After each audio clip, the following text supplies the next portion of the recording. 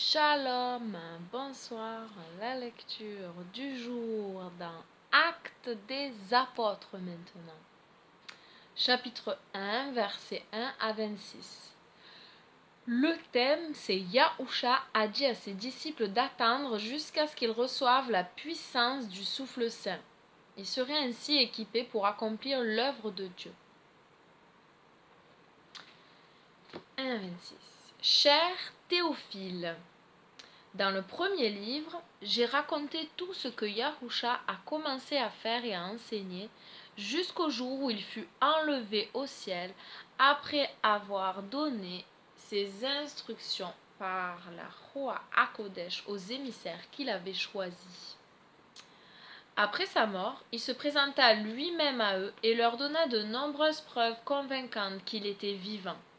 Pendant 40 jours, ils le virent et il leur parla du royaume de Dieu. Au cours de l'une de leurs rencontres, il leur recommanda de ne pas partir de Yerushalayim, mais d'y attendre ce que le Père avait promis. Ce que je vous ai annoncé de ma bouche, car Yochanan immergeait les gens dans l'eau, mais dans peu de jours vous serez immergés dans le Roi HaKodesh. Lorsqu'ils se trouvèrent assemblés, ils leur demandèrent, Seigneur,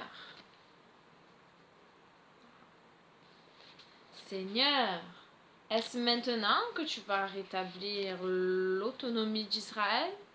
Il répondit, il ne vous appartient pas de connaître les dates ou les temps. Le Père les a réservés de sa propre autorité. Mais vous recevrez la puissance quand le roi HaKodesh descendra sur vous. Vous serez mes témoins à Yerushalayim et dans tout Juda et Shmoron, oui, même jusqu'aux extrémités de la terre. Après avoir dit cela, tandis qu'il regardait, il fut enlevé au ciel et un nuage le cacha à leurs yeux. Alors qu'ils avaient les regards fixés vers le ciel pendant qu'il s'élevait, ils virent tout à coup 2 hommes vêtus de blanc, se tenant debout à leur côté. Les hommes dirent, « Vous, les Galiléens, pourquoi restez-vous là à regarder fixement le ciel? Ce Yahusha qui a été enlevé au ciel du milieu de vous reviendra vers vous de la même manière que vous l'avez vu monter au ciel. » Puis, ils retournèrent à Yerushalayim depuis le mont des Oliviers, qui est à une distance d'un chemin de Shabbat. Quand ils furent entrés dans la ville, ils montèrent à l'étage dans la pièce où ils demeuraient habituellement. Voici les noms des émissaires. Képha, Yaakov, Yochanan, André, Philippe, Thomas, Bartholomaï, Mattiyahu, Yaakov, Ben Shalfaï, Shimon, le zélote, et Yuda ben Yaakov. On n'a pas l'habitude de cette traduction.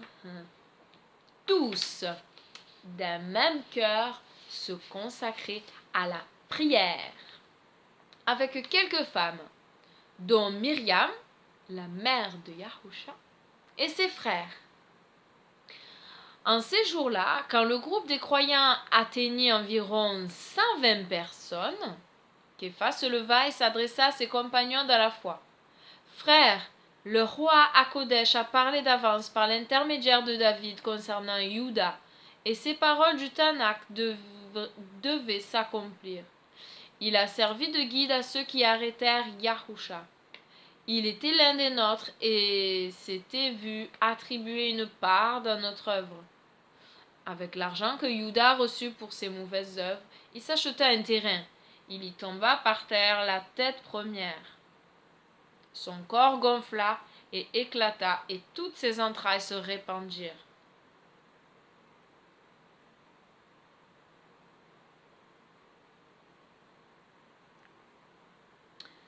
Ceci a été connu de tous les habitants de Yerushalayim, si bien que ce champ fut appelé Shakaldema.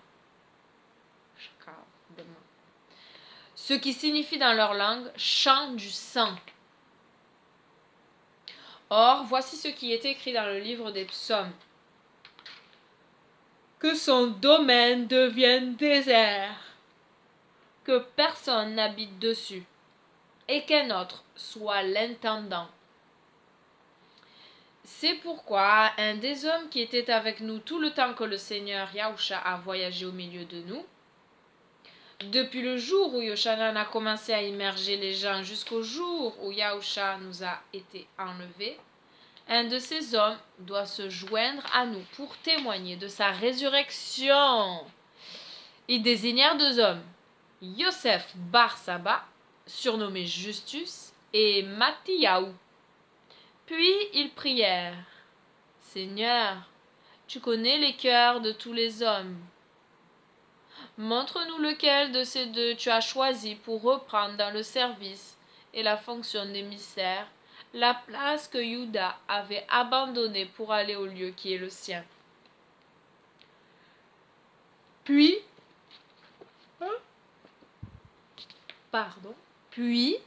ils tirèrent au sort pour faire un choix entre les 2 et le sort tomba sur Mattiyahu. Il fut donc rajouté aux 11 émissaires.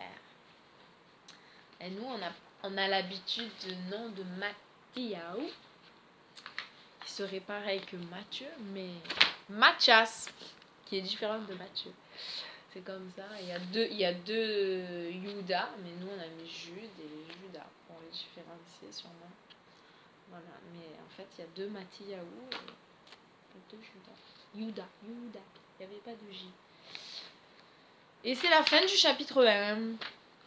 Et la question de méditation, c'est: est-ce que j'attends de bénéficier de la conduite et de la puissance du souffle saint pour servir Dieu? Ou est-ce que j'essaie de faire les choses par moi-même? Ouais, ça tourne toujours un peu, ça revient les mêmes sujets, les mêmes prières, méditations. Seigneur, ouais, je veux agir par toi. Je prie que tu aides tout un chacun, tous mes frères et sœurs, à désirer ton souffle saint, ta puissance, afin de ne pas être actifs par nos propres forces et ne pas nous épuiser. Et surtout, pire, ne pas aller dans une direction que toi tu ne veux pas. Aide-nous, Seigneur, à faire comme toi tu le veux. Parler, agir, penser comme toi tu le veux. Accomplir des choses par toi, pour toi, en toi, par ta puissance, par ton souffle saint. Merci pour les dons que tu distribues à chacun. Merci pour ta présence. Merci pour ta fidélité. Merci encore, Seigneur, pour cette grâce que nous avons d'être là, voilà, présent. Et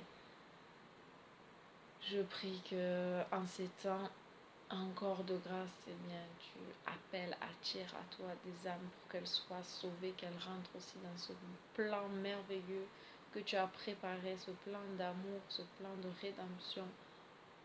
Merci, merci de te révéler. Tu as mis dans la pensée le cœur, dans le cœur de l'homme, tu as mis la pensée de l'éternité. Oh, Seigneur, que cette pensée-là revienne et sera ressassée et qu'on puisse réaliser que ça vient de toi. Pour tous ceux qui ne le savent pas encore, oui.